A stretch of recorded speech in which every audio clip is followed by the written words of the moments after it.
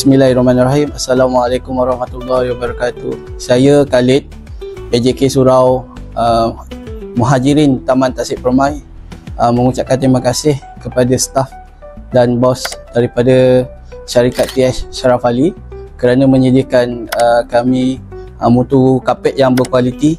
Alhamdulillah, saya bersyukur dan berpuas hatilah dengan pemasangan yang telah diberikan.